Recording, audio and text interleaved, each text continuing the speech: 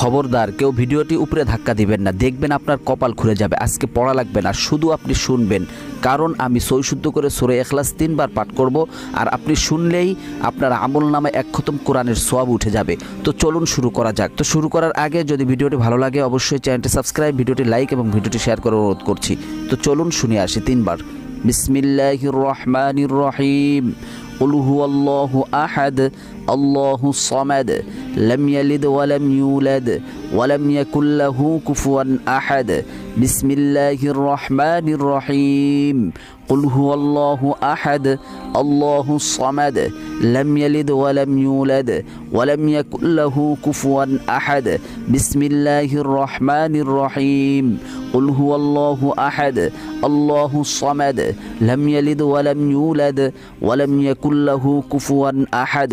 যারা শুনেছেন তাদের আমলনামায় 1 খতম কোরআনের সওয়াব উঠে গিয়েছে।